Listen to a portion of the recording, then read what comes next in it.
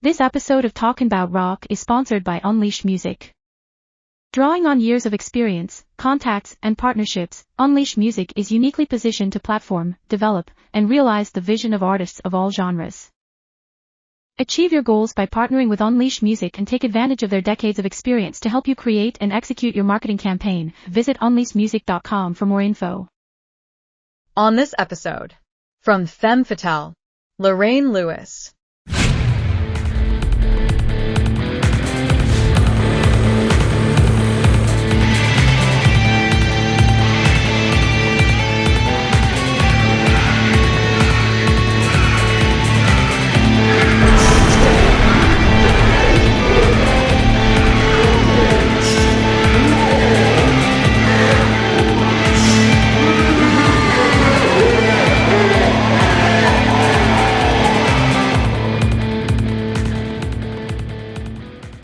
Okay, today's guest is a powerhouse vocalist fronting the newly reformed Femme Fatale. She's also known for her time as a lead vocalist for the all-female rock band Vixen. Let's welcome the lovely and multi-talented Lorraine Lewis. Voila, I love that intro. Thank you so much. It is great to be here, Robert Edwards. Yes, thank you so much for being with us. Really appreciate it. So I was really intrigued and excited when I heard you're working on this project with Steve Brown. Just can you tell us a little bit about how that started? Yes, well, I've known Steve for years. We've done a lot of touring together. We've been friends for a very long time. And a year ago, he contacted me and said, let's do an album. Let's do a record. And I jumped at the chance to work with Steve. I mean, Steve was just coming off of his hits, his hit record with Ace Frehley, 10,000 Volts, which is an amazing song, Cherry Medicine. I mean, I love the album. I love what he's done with Ace. And I jumped at the chance. I was like, hell yeah, let's do this. So we started about a year ago and we started working on a bunch of songs. This was the first one out of the gate, Living Like There's No Tomorrow. It is the first one that we collaborated on. And I love it. I fell in love with it. He sent me the chorus. He had the chorus idea ready to go. And I mean, the first time I heard it, I was sold. I thought it was awesome. I couldn't get it out of my head. And I knew that working with him would be just magical. And then the rest of it wrote itself, the verses and the pre-chorus and all of that. It just kind of rolled out of me. It didn't take very long for that song to solidify into song form. And then I just loved it and couldn't wait to go record it. So that's how it happened. He just reached out and said, let's do an album. I said, okay. Definitely a great track. It definitely sounds great. And like you said, he's done some great work previously with Ace and a lot of other folks doing some excellent stuff. And you also recently hosted an event at the Whiskey in LA for this as well, right? Where you had an event there. Tell us a little bit about that. I did. Well, I knew that, the single rolled out on Hair Nation on Mark Striegel's show last Saturday on his hair is Here to Stay, or his show is Here to Stay. And he dropped the single on his radio show last Saturday morning. But we also knew that it wouldn't be streaming yet. So it was kind of a planned out thing that we were going to roll out the song with Mark. And then the song was going to drop on YouTube and with Cleopatra Records and etc. on the 24th of June. And so I was trying to figure out, I want to have some kind of a something or other roll out a premiere of the video. I wasn't quite sure what to do. And then I thought, well, maybe I'll just fly out to Portland and hang out with my sister and her husband and roll it out there and just toast and drink champagne. And then Katie and Michael over at the Rainbow reached out to me and said, hey, do you have a place to do your premiere for your video? And I said, not really. And they said, well, we'd love for you to do it here. So that's how it came about. Katie and Michael reached out. So we got it going. And there was probably about, 30 people there, 35 people there. A lot of intimate friends. Sean McNabb, who played on the track, was there with me. Scott Gutierrez, who engineered my vocal for the song, was there, and just a lot of my really good friends. It was just a really great hang. DJ Will, and just a plethora of people that I love, and just we rolled into 3 a.m. Let's just put it that way. Like the good old days, right? Oh my God! I was like, I got to my hotel literally at like 4:45, and I was like, holy cow, I haven't done anything like this in so long. It felt Right. so Sunset Strip, so rock and roll. And I've just been, over the moon and walking on air ever since everything's been happening. It's going great. Yeah, definitely a great track. You have some great folks on here playing with you on this as well. I want to talk a little bit about the current lineup of Femme Fatale. So we could probably start out with you have Matt Starr on drums here from Well, let me go ahead and I don't mean to interrupt you, but let me tell you the situation with the band members, because actually Living Like There's No Tomorrow was played. There are certain musicians that played on that track that will maybe be in my touring band, but they're kind of two different entities. right. So Matt did not play on this track. Matt did play though on another Femme Fatale song that is going to be on the record. So he has played a couple of tracks, but this one in particular was the drums was Kent Slucher. Did you know that name at all? Yep. I have him on here as well. Yeah, and I think Sean did the bass on the recording for you. Correct. And for guitars on here, you had Steve Brown and Dave Julian, I guess, doing the guitars on the recording tracks. Yes, and then also, I mean, the lead was done by RJ. Let me see if I can say his name correctly. Ronquillo. Ronquillo, So yeah. yeah, so RJ Ronquillo did the solo. You know that. And it goes Yeah, on. which is so catchy. I mean, it's such a great song. Thank you. Thank you so When I much. heard it, I was just like, yeah, you guys put together just a great song here, and I'm really looking forward to the other stuff. But yeah, like you were saying, I wanted to hit a little bit on some of the touring artists that you're going to have here as well, because you got some great names on here too. I know. Like, I actually just talked to Matt about an hour ago. Matt called me a little while ago. So my plan right now, in a perfect world, my touring band will be Matt Starr on drums, Sean McNabb on bass, Joel Holstra on guitar, and then Steve Brown will join us when he can. I mean, that is my dream band. Now, I also know that those guys play a lot. They work with a lot of different artists. So my hope is that the stars line up and we get to do some shows together. Are they going to be my touring band 24/7, 365?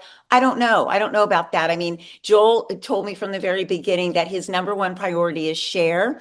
And I understand that 100%. But he has played on two tracks on the album. I'm sorry, one track on the album. He's getting ready to play on another track on the album. So I'm just in awe of all of the great players that have rounded up and that are going to be with me in some form, some capacity, either touring or being in the studio with me. So I'm really excited about that. The other track that Joel played on, I mean, just fat effing guitars. I mean, holy cow. He took the song to a whole nother level, which is what all of these players do. Same thing with Sean McNabb. His rolling bass sound, his fat bass on Living Like There's No Tomorrow is beautiful. He's just such a great player. And Sean he's played on most of the tracks on the record so far. So, yeah, all of them have contributed, but in particular, Living Like There's No Tomorrow. Steve Brown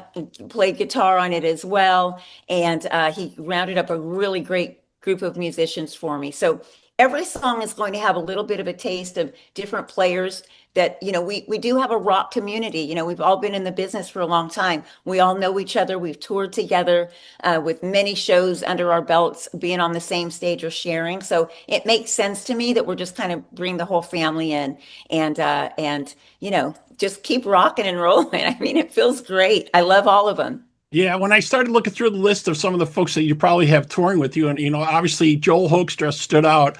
I got to speak with him. It was about a year or two ago when he was just heading out for Whitesnake and stuff like that. But you got two amazing guitarists here. You got him. You got Steve Brown. I was blown away when I started seeing this. And I talked to Steve a little bit. I was like, "This sounds great, man." I know. Like I pinch myself. No, I'm really excited. But it all has just come about really by that first phone call that Steve made to me. That's really why all of this is happening. He believes in me. Like I said, we've been friends a long time. He's totally a hit songwriter. He's totally a hit producer. And then the track was mixed and mastered by Bruno. Gosh, I have his name in front of me. There's been so many names floating around me today. I don't want to make a mistake. but it was mixed and mastered by Bruno Ravel, duh. And so he just really knows how to make a rock record sound like a rock record. And I loved the mix and the master immediately when it was all done. So I'm in really good hands and the future's bright. I mean, there is a lot more coming. I already know what the second single is going to be. I already have an idea for the video. And, stay tuned. Our plan is to drop singles and videos every 6 to 8 weeks. That's how we're going to keep momentum throughout the year. And then in 2026, we will release the whole album, all of the tracks all together. That's the plan. Excellent. All right. So we're going to take a quick break here. We'll check out the track and the video for Living Like There's No Tomorrow. And we'll be right back here with Lorraine Lewis on Talking About Rock.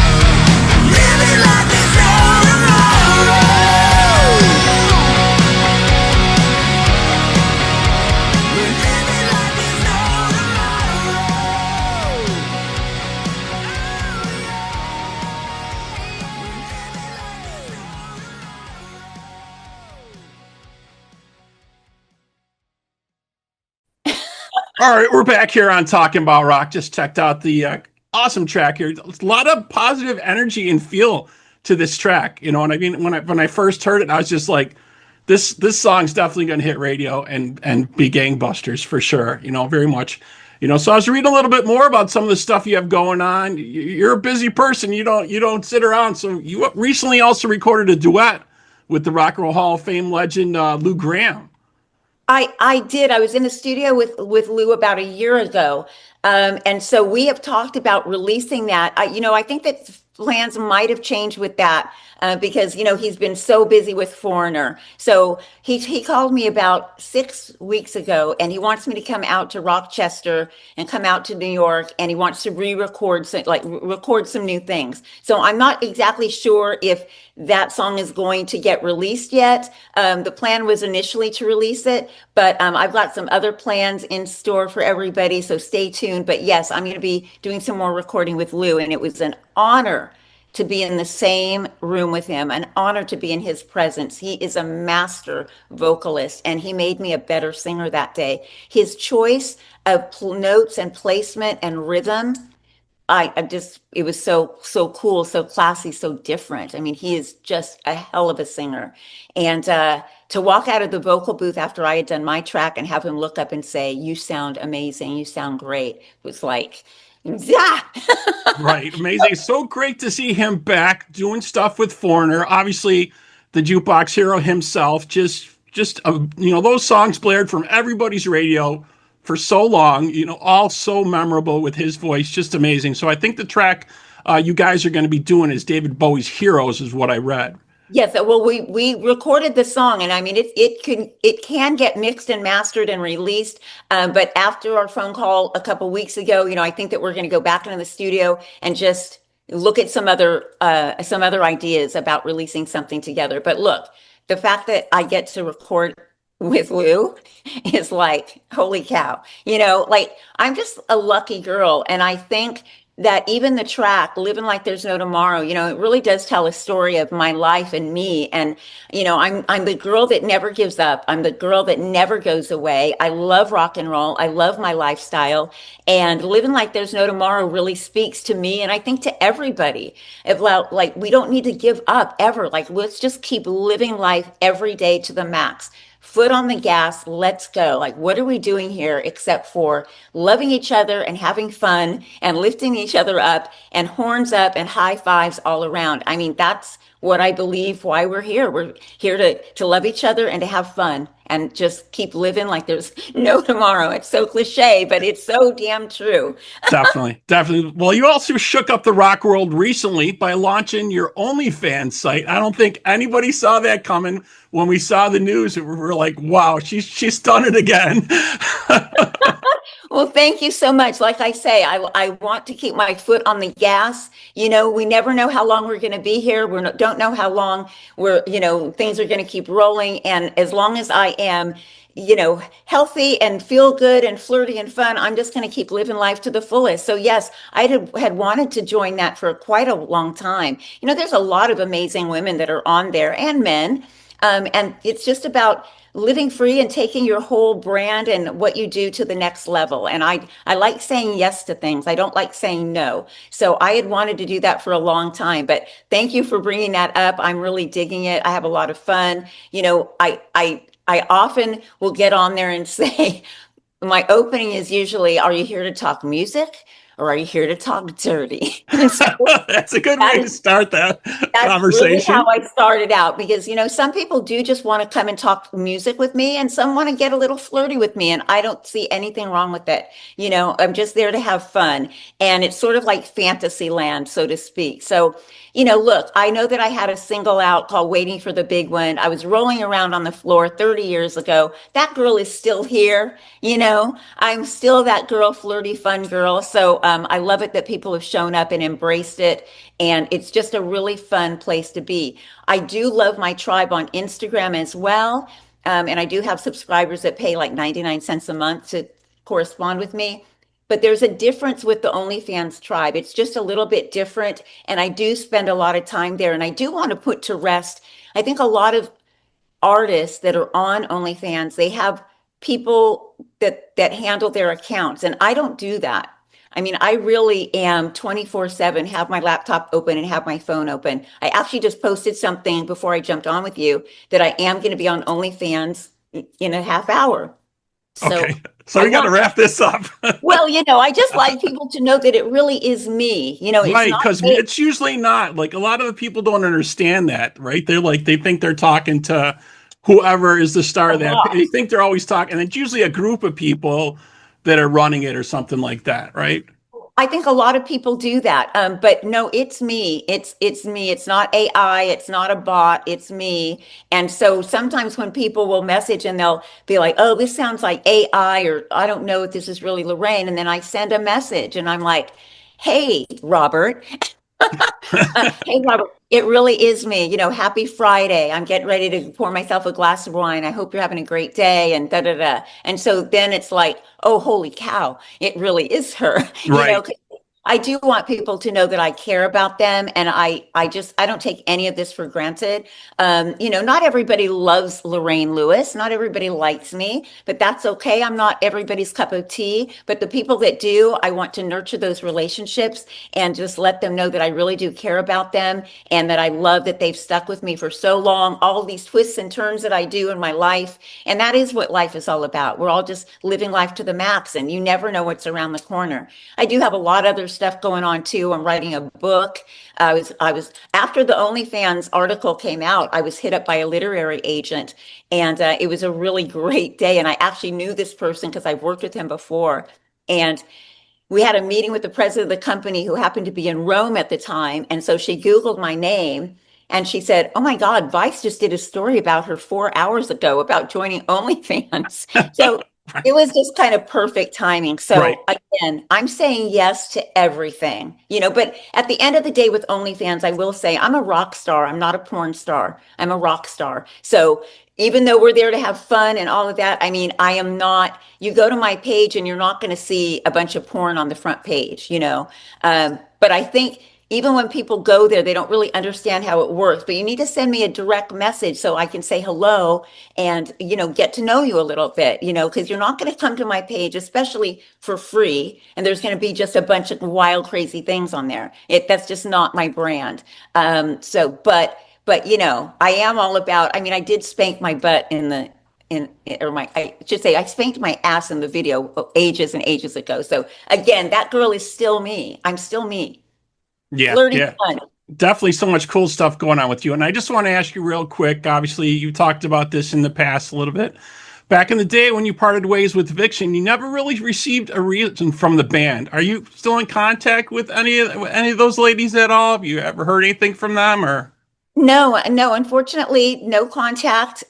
It's not like we have a no contact rule or anything.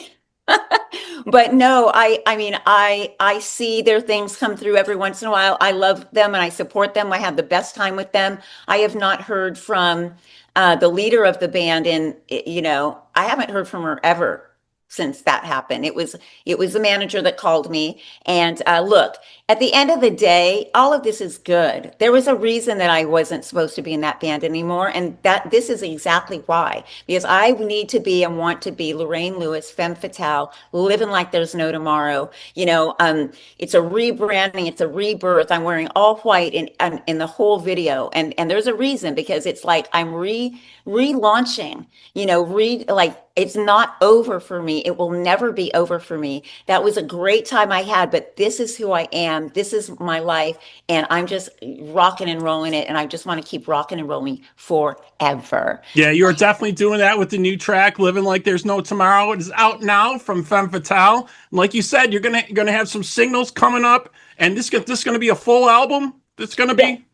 Yes, yes, we have 7 tracks done right now, and I'm looking at a couple of the other songs that I need to like get in the studio with. So lots more coming, lots of videos coming, and I do want to say thank you to everybody who is supporting the song and digging what I do and sharing. I love it. I love the comments on YouTube. Please keep it coming. All of the people in the video were so great. All of I had the hot boys with the car. I had the hot guy on the boat. I mean, it was just such a blast. And my Blontourage girlfriends flew out to be in the video, and that was really fun. And yeah, I just couldn't be happier with how it turned out. And it really was my vision. And Vicente Cadero, we hit all the marks that I wanted to hit. He didn't say no to anything that I wanted to do. I was like, well, I'm going to be jumping out of a plane.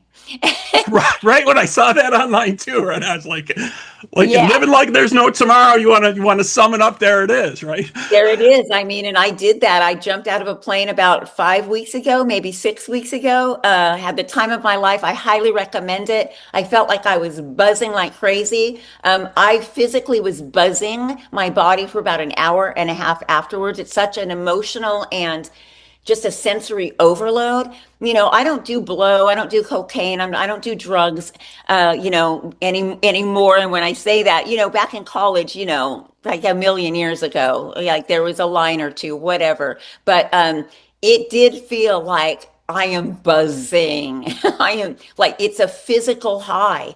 It's just, you're free falling that first 10 to 15 seconds. You're just free falling. And then you start to kind of float and fly. So, yeah, I had a great guy with me, Solomon, that jumped, and Hayden, who was the cameraman that jumped before us, right before us, so he could get me jumping out of the plane. And wow, it was so much fun. I just had the best time. I can't wait to do it again, and I will do it again. Yeah, definitely excellent. So much energy you got. It's so great. And I just want to thank you so much for chatting with us today. Obviously, best of luck with the new material. Keep shaking up things in the world of rock and roll. It's definitely sounding great. That's what I'm here to do, Robert. I'm here to shake it up forever. Thank you so much for having me. XOXO. All right, so that wraps up this episode of Talking About Rock. Thank you to my guest today, Lorraine Lewis. Thank you to our sponsors, School of Rock North Buffalo and Unleashed Music. And to our listeners, we hope you're doing your part out there by keeping the torch alive and supporting live music wherever you are. Lorraine, again, thank you. Thank you so much. All of this, the background and everything, just gorgeous. I loved it.